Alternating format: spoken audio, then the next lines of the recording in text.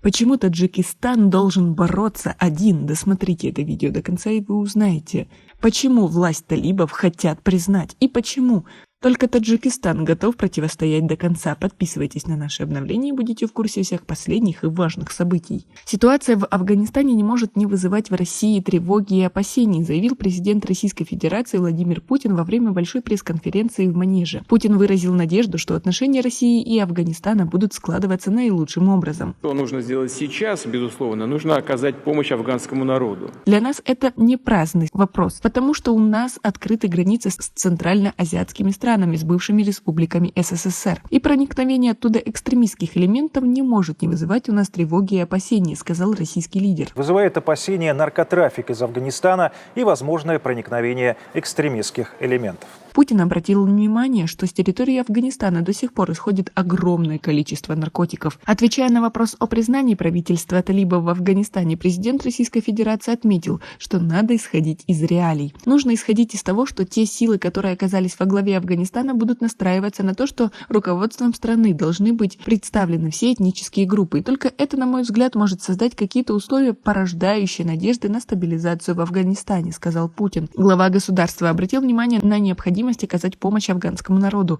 Прежде всего, это должны сделать те страны, которые нанесли огромный ущерб и урон экономике и самому обществу. Вот тот, кто присутствовал 20 лет и разрушал, должен оказать помощь. По мнению Путина, следует разморозить афганские авуары в американских банках. Мы со своей стороны будем делать все, что от нас зависит.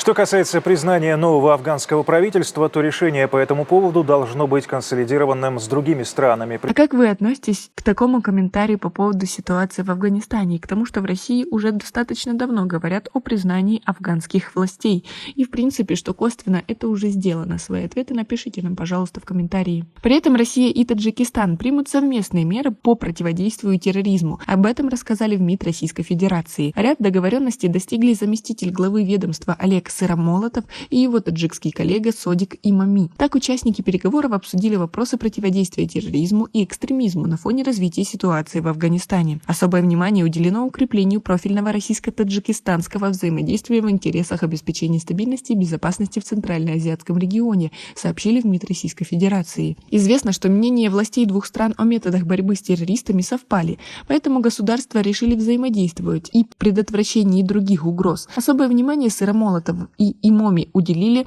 противостоянию террористическим организациям, в том числе и исламскому государству, и необходимости объединения глобальных усилий. Достигнута договоренность о поступательном расширении противодействия новым вызовам и угрозам на ключевых глобальных и региональных международных площадках, включая ООН, ОБСЕ, СНГ, ОДКБ и ШОС, добавили в ведомстве. А как вы относитесь к сложившейся ситуации в Афганистане и к тому, как на это реагируют в мире и какую опасность это несет для Таджикистана? Свои ответы напишите нам, пожалуйста, в комментарии. У нас пока на этом все. Оцените наше видео подпиской и лайком. До скорой встречи.